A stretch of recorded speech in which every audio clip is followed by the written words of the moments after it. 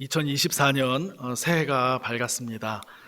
우리 형제 자매님들 한 분 한 분과 각 가정에 모든 면에서 새로움이 깃들고 또 삶이 밝아지는 그런 은혜가 있으시기를 바랍니다. 우리 교회 공동체 안에도 서로 간의 관심과 또 이해가 넓어지고 깊어지면서 또 그리스도 안에 있는 기쁨과 감사가 더욱 풍성해지는 그런 올 한 해가 되기를 바라고 기원합니다. 올해는 우리나라를 포함해서 전 세계적으로 나라별로 중요한 선거가 많은 해가 된다라고 합니다. 이 많은 나라들에서 대통령이나 국회의원 같은 그런 정치 지도자들이 선출된다고 하는데요. 이 국제 정세의 변화와 함께 세계인들의 삶에 어떤 변화가 올 것인지 하는 문제와도 또 관련이 깊은 것 같습니다. 그렇기 때문에 좋은 지도자들이 잘 선출되고 또 세계 곳곳에 평화와 안정이 오도록 우리가 기도하는 일도 매우 중요할 것 같습니다. 우크라이나와 이스라엘에서 계속되고 있는 이 전쟁도 조속한 마무리가 되고 일상을 되찾았으면 하는 마음이 간절합니다. 올해는 또 여름에 올림픽이 있는 해이기도 합니다. 프랑스 파리에서 열린다고 하는데요. 젊은이들의 이 스포츠 축제를 통해서 화해와 평화의 모두가 다시 한번 전 세계에 선한 영향력을 끼치게 되기를 바라게 됩니다. 한편 며칠 전이었죠. 일본에서 큰 지진으로 인한 안타까운 소식을 접하기도 했습니다. 사망자가 100여 명이 넘어간다라고 하는 뉴스를 보았는데요. 올해도 세계 곳곳에 천재지변이나 또 여러 이상기후로 인한 재난이 예상되기도 합니다. 이 후자의 경우에는 지구 생태계의 훼손이 심각해지면서 나타나게 되는 그런 현상이 되지요. 그래서 이제는 잠잠했던 국가와 기업들이 앞장서서 이 친환경 정책과 기업 경영을 추진하는 그런 상황을 또 보게 되는 것 같습니다. 과학기술은 여전히 빠른 속도로 발전하고 있고 또 올해에는 달 궤도 주변을 돌아서 여행을 하고 지구로 귀환하는 그런 프로젝트를 미국의 나사에서 기획하고 있는 것 같습니다. 또 내년에는 유인 우주선이 달에 착륙하는 그런 일을 그런 프로젝트를 또 기획 중인 것 같기도 합니다. 또 우리 삶에서 모든 면에서 인공지능 AI라고 하는 그 인공지능이 생활 속에 점점 가까이 오게 되는 그런 한 해가 또 될 것이라고 예상하기도 합니다. 우리가 가지고 있는 이 스마트폰에도 아마 인공지능이 탑재되는 그런 시대가 곧 올 것 같기도 합니다. 한편으로 설레이기도 하면서요. 또 과학기술의 이 빠른 속도에 인간의 어두운 탐심이 편승하게 되는 일이 또 한편 걱정되기도 하는 것이 사실입니다. 그런데요, 이렇게 최고도로 발전한 과학시대를 살면서도 한 가지 변함없는 특징이 있는 것 같습니다. 무엇일까요? 그것은 지구의 소중함 혹은 땅의 소중함이 아닐까 생각을 해봅니다. 과학기술이 발달하면 발달할수록 우리 인간과 모든 생물에게 지구와 땅이라고 하는 죄송합니다. 이 생태 환경은 너무나 근본적인 터전을 제공해주고 있다라는 생각도 함께 하게 되는 것 같습니다. 제 아무리 달 여행 또 우주 여행을 시도해도 다시 지구로 귀환해야 안심이 됩니다. 만약 우주 공간 어딘가에 인간이 살 수 있는 새 땅을 발견하게 된다 하더라도 지구만한 이런 안정감과 따뜻함을 주려면 엄청난 시간이 필요하거나 혹은 거의 불가능에 가깝지 않을까 하는 생각이 들기도 합니다. 제가 조금 지구 예찬론자처럼 말씀을 드렸는지 모르겠지만 이 땅의 소중함, 또 지구 생태계의 소중함에 우리 모두가 관심하고 또 인식을 제고하는 일이 필요하지 않겠나 생각하게 됩니다.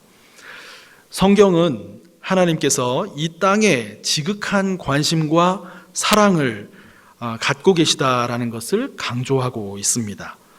어떤 면에서 창세기부터 요한계시록까지 이러한 강조가 가득하다라고 볼 수 있습니다. 하나님께서 마련해 주신 이 아름다운 세상, 이 지구에서 서로 다투고 폭력을 휘두르며 그렇게 살지 말고 질서와 조화를 이루는 평화의 세상을 만들어 가라라고 하는 메시지를 끊임없이 주고 있습니다. 아름다운 자연 환경을 보면서 이를 만드시고 관심하시고 다스리시는 창조주 하나님을 기억하라고 거듭 말씀합니다. 하나님이 이 세상을 얼마나 사랑하셨는지 하나님이 몸소 인간의 몸을 입고 이 땅에 오시기까지 했다라는 것이죠. 하나님의 아들 예수 그리스도의 오심은 하나님의 세상을 향한 사랑의 결정적인 근거가 되는 사건이 됩니다. 그 안에 하나님 사랑의 심오한 신비가 깃들어 있습니다. 그리고 성경은 종국적으로 하나님께서 이 온 세상 만물을 새롭게 하신다라고 말씀하십니다. 온 세상 만물을 새롭게 하신 그 첫 사건이 무엇이겠습니까? 그것은 바로 예수 그리스도의 부활입니다. 성경이 그 사실을 알려주고 있습니다. 예수 그리스도께서 부활의 첫 열매가 되셨다고 말씀하는 것이 이것을 말하는 것이지요. 이 부활 신앙을 가진 믿음의 사람은 온 세상이 마침내 새롭게 될 것임을 바라고 소망하게 되는 것입니다. 성경의 처음부터 끝까지 이 세상, 즉 지구 생태계와 땅이 기본이 되고 있는 것을 보게 됩니다. 물론 하나님의 창조 세계는 지구를 기본으로 하여 온 우주를 망라하게 되는 것이고요. 오늘은 2024년 신년주일 예배로 드리고 있습니다. 그래서 오늘은 우리 모세굴 공동체 교회가 올 한 해 혹은 향후 몇 년간 중점을 두고 나아가고자 하는 그 방향성에 대해서 말씀을 나누고자 합니다. 어떤 구체적인 지침을 설정하고 그것을 확인하면서 매 주일 하나씩 실천해 나가려고 하는 것은 아니고요. 오히려 우리 공동체가 나아갈 그 방향성을 주제 속에 포괄적으로 제시하였습니다. 그 방향성의 의미를 이해하는 데에 오늘 설교에 한 목적이 있다고 하겠습니다. 2024년 주제가 오늘 설교 제목과 같습니다. 부제까지 넣어서 말씀드리면 이렇습니다. 하나님의 형상을 닮은 창조 사역의 파트너, 그리고 부제가 말씀과 자연 사랑입니다. 하나님의 형상이라는 어구와 또 창조 사역, 그리고 파트너라는 단어가 핵심 어구이자 단어들입니다. 이 주제 자체가 우리가 믿음의 사람으로서 살아가며 지향해야 할 정체성이라고 생각하시면 틀림이 없습니다. 그리스도인이 누구인가? 어떤 사람인가? 무엇을 하는 사람인가? 했을 때 그 답의 내용이 된다라는 말씀입니다. 여기 모인 저와 형제 자매님들은 그리스도인으로서 이렇게 말할 수 있다라는 것입니다. 우리는 하나님의 형상을 닮은 창조 사역의 파트너입니다. 나는 누구인가? 라는 정체성과 관련된 질문을 해보신 적이 있으시지요? 우리는 그 대답으로 나는 그리스도인이다 이렇게 일반적으로 말할 수는 있지만 좀 더 구체적으로 구체화하여서 이야기해 보신 적은 혹시 있으십니까? 그리스도인은 누구인가? 어떤 사람이고 무엇하는 사람인가? 진지하게 묻고 답해 본 경험이 얼마나 있으십니까? 나는 누구인가? 이 빅토르 위고의 레미제라블 뮤지컬 영화에서 그 장발장의 고백적 대사 속에 Who am I? 나는 누구인가? 자문하는 그 장면이 생각나기도 합니다. 나는 목사다. 나는 교사다. 나는 경영인이다. 회사원이다. 공무원이다. 디자이너다. 화가다. 가정주부다. 건축 설계사다. 부동산 중개사다. 세무사다. 은행원이다. 컴퓨터 프로그래머다. 비행기 조종사다. 승무원이다. 등등. 이렇게 우리의 정체성은 대체로 하는 일, 곧 직업과 관련해서 일반적으로 대답할 수 있게 됩니다. 그런데 우리에게는 이러한 일반적인 직업적 정체성 외에 매우 중요한 정체성이 있는데 그것이 그리스도인으로 우리는 누구인가 하는 문제입니다. 어떤 답을 할 수 있을까요? 먼저 우리는 하나님의 형상을 닮은 존재입니다 라고 답할 수 있습니다. 창세기 1장 26절과 27절에 나오는 형상이라는 단어는 히브리어 첼렘이라는 단어인데요. 하나님의 이미지를 따라 사람이 만들어졌음을 이야기하고 있습니다. 인간이 하나님의 이미지를 따라 창조되었다는 것은 어떤 뜻일까요? 우리는 그 의미를 크게 두 가지로 생각해 볼 수 있습니다. 우선은 인간이 하나님과 친밀한 관계성을 갖는 피조물이라는 뜻이고요. 또 하나는 인간이 하나님의 성품과 속성을 닮아서 여러 다른 피조물들을 돌보는 책임을 부여받은 피조물이라는 뜻입니다. 창세기 1장 전체의 창조 기사를 보게 되면 하나님이 직접 이렇게 부르시면서 2인칭으로 부르시면서 그런 관계로 대화하는 존재는 인간밖에 없습니다. 1장 29절 말씀인데요. 같이 한번 보시면 이렇게 나옵니다. 하나님이 이르시되 내가 온 지면에 씨 맺는 모든 채소와 씨 가진 열매 맺는 모든 나무를 너희에게 2인칭으로 너희에게 주노니 너희의 먹을거리가 되리라 이렇게 말씀하십니다. 너희에게, 즉 창조된 인간에게 하나님께서 하시는 말씀입니다. 인간은 이렇게 친밀하게 하나님과 대화하는 존재이면서 그에 걸맞는 중요한 책임을 받은 피조물로 나타나고 있는 것입니다. 그 책임은 다른 피조물들을 돌보고 다스리라고 하는 책임이죠.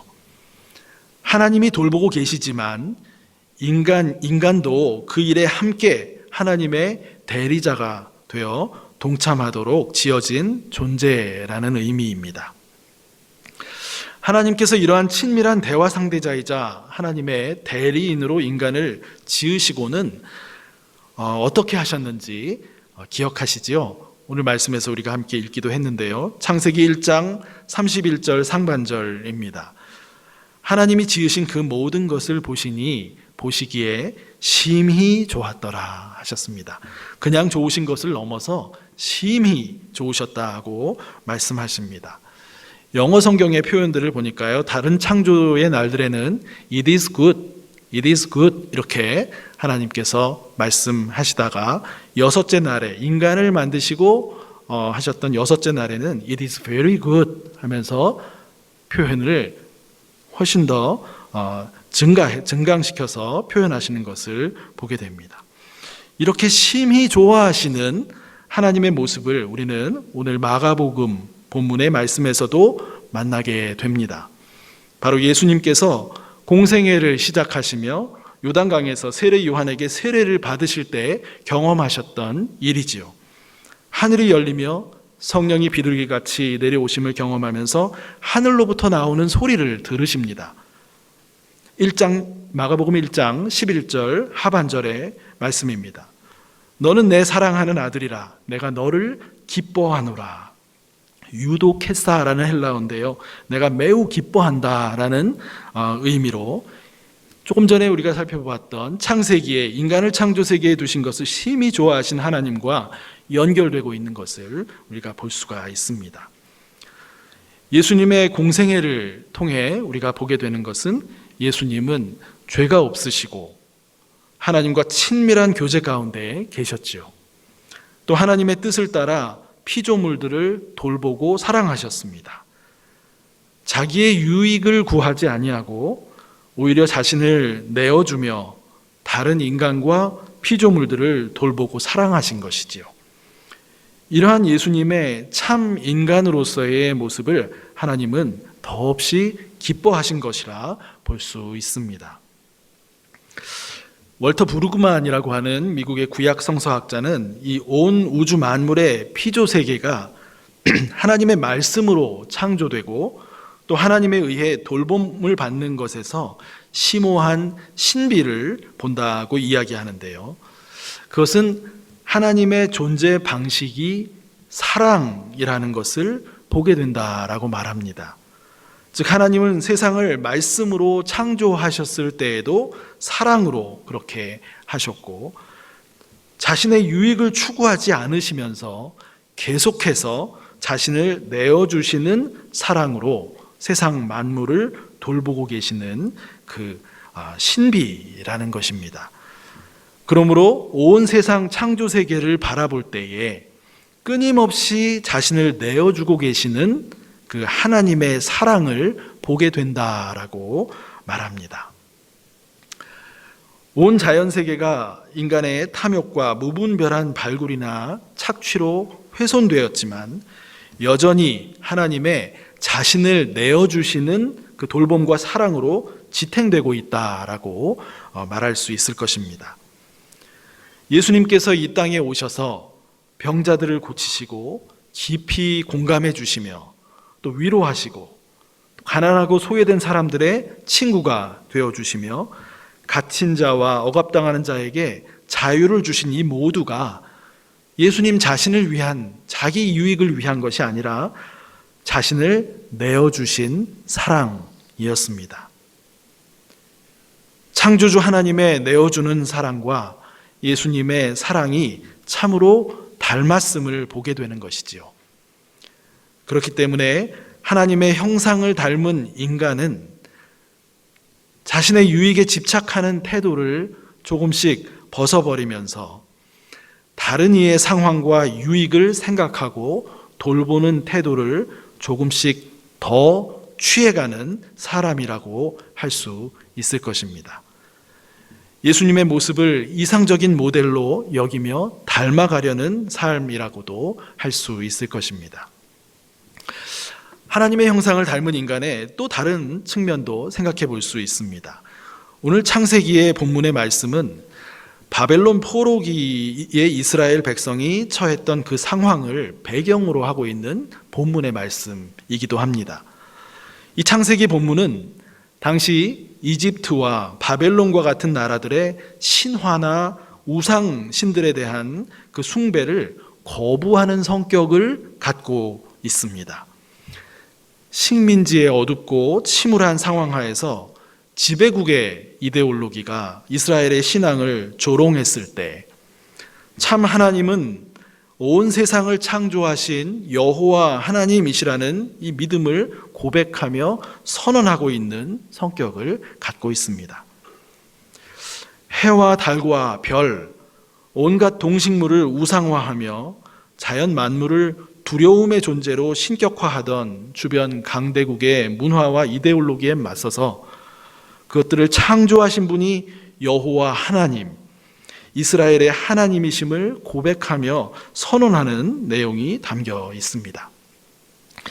이집트와 바벨론 같은 강대국의 지배 이데올로기가 무섭게 공격하고 또 유혹하고 있지만 이스라엘의 믿음은 어둠과 낙심과 절망 속에서도 세상 만물 가운데 일하고 계시는 하나님을 바라보는 믿음이었습니다. 하나님은 인간의 어떠한 지배 이데올로기의 억압과 착취의 상황 가운데에서도 세상을 사랑하시며 희망의 빛을 비춰주고 계시다는 말씀입니다. 세상 만물이 이만큼 보존되고 있는 것이 하나님이 사랑으로 역사하신다라고 하는 것의 증거라는 것이죠. 그러므로 언제나 믿음의 사람, 즉 하나님의 형상을 닮은 사람에게 절망은 없습니다. 이스라엘처럼 나라를 빼앗긴 정치적 암울한 상황, 그런 것만 절망스러운 것은 아니지요.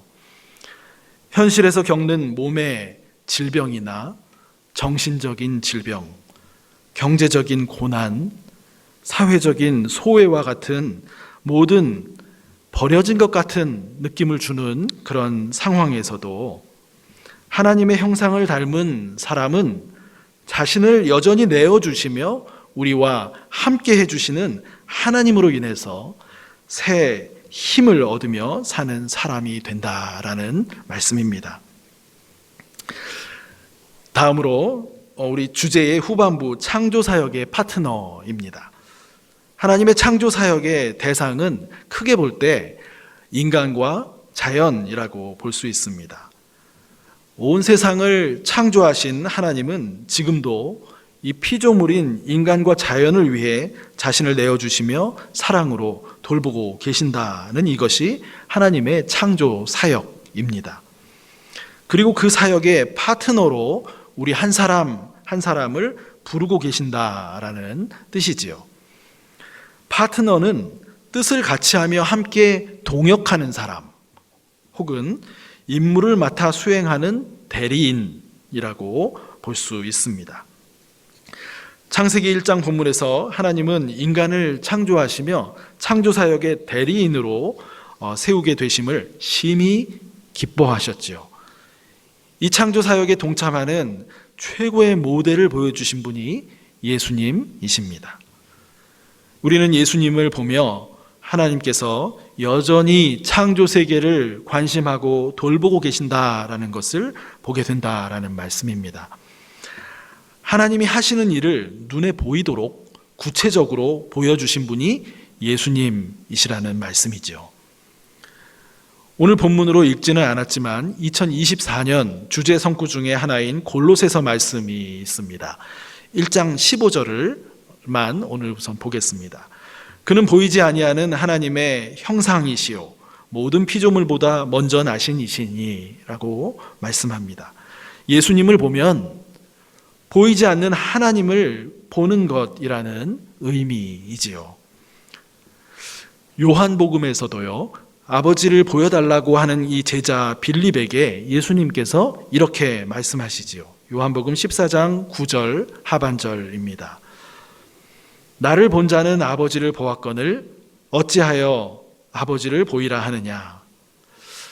예수님께서 보여주신 모든 사랑과 돌봄의 사역을 우리가 곰곰이 묵상하면 하나님의 마음과 행동이 보이고 그 일에 함께 동참하는 우리들이 되어야 한다라고 하는 말씀을 주는 것입니다. 올 한 해 우리 교회 공동체는 이 인간과 자연에 대한 돌봄에 더욱 관심을 갖고 하나님의 창조사역의 파트너로 우리의 정체성을 확인해 가면서 나아가기를 소망합니다.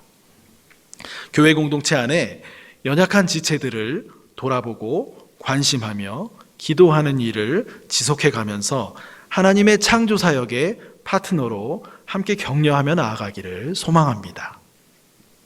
우리 교회 공동체 안에 우리가 모두가 인식하고 또 공감하고 있듯이요, 우리가 친교와 교제장을 이 많이 부족한 것이 실제적인 현실입니다. 이에 대한 다양한 아이디어를 수렴해 가면서 점차 이 친교와 교제를 회복해 나아가려고 합니다. 또 교우들 간에 서로 위로하고 격려하는 이 따뜻한 문화가 더 깊이 정착되면 좋겠습니다. 또 우리 교회와 함께하는 모세골이 있죠. 모세골의 일상 프로그램과 또 모세골 시설의 목회적인 활용도도 높여 나가려고 합니다. 소공동체별 1일 수련회를 모세골에서 갖는 일을 다시 시작하려고 하고요. 또 새가족분들과는 물론이고 또 교우분들 중에 희망하시는 분들에게 이 모세골 안내와 소개, 또 모세골 투어를 매월 1회씩 이렇게 꾸준히 진행해 가려고 합니다. 자연에 대한 돌봄 역시 차근차근 준비하면서 형제 자매님들의 지혜를 모으고 좋은 배움의 장도 마련하고 또 실천하는 일에도 힘쓰려고 합니다. 단순한 자연 보호 운동이 아니라요, 이 모든 사역을 해가면서 하나님께서 이 창조 세계를 사랑하시고 지금도 돌보고 계시다라는 것을 매 순간 우리가 깨닫고 우리의 믿음을 깊이 해가는 일을 지속해 가려고 합니다. 오늘 다 못다 말씀드린 2024년 주제와 관련한 이 말씀을 다음 주에 한 번 더 드리도록 하겠습니다. 다음 주에는 골로새서 주제 성구와 관련해서 만물을 자신과 화해시키신 예수 그리스도에 대한 말씀을 중심으로 연회를 나누도록 하겠습니다. 형제 자매 여러분, 이성이 최고조로 발전한 오늘의 이 시대, AI가 삶의 일상에 들어오는 한 번도 경험해 보지 못한 이 시대에도 세상 만물을 사랑하시고 돌보시는 이 하나님의 창조 사역이 계속되고 있다라고 하는 것을 기억하시기를 바랍니다. 인간과 자연에 대한 돌봄의 사역에 우리를 초대하고 계시다라는 것을 생각하시면서 기쁘게 또 감사함으로 이 사역에 동참하시는 이 하나님의 형상을 닮은 창조 사역의 파트너로서의 그리스도인 된 이 정체성을 심화해 가시는, 더 깊이 해 가시는 그런 복된 한 해가 되시기를 간절히 소망합니다. 함께 기도하시겠습니다. 하나님 감사합니다. 지금도 하나님께서는 세상을 사랑하시고 자신을 내어주시는 사랑으로 돌보고 계심을 말씀을 통해 들려주시니 감사합니다. 아름다운 창조 세계를 바라보면서 그 뒤에 계신 우리 하나님의 사랑을 볼 수 있는 믿음의 눈을 저희들에게 허락하여 주시옵소서. 그리고 하나님의 그 창조 사역에 저희를 초대하고 계시는 하나님의 음성을 들으며 강제요 의무가 아니라 그 하나님의 복된 초대에 저희들이 기쁨으로 감사함으로 참여하는 그런 창조 사역의 파트너로서의 정체성을 가지고 살아갈 수 있는, 또 그러한 삶이 더욱더 심화되어 나아갈 수 있는 이 한 해가 될 수 있도록 주께서 저희 모두를 인도하여 주시옵소서. 하나님께서 우리 모두를 더욱더 선하고 귀한 길로 올 한 해도 이끌어 주실 줄 믿사옵고 감사드리며 예수님의 이름으로 기도드립니다. 아멘.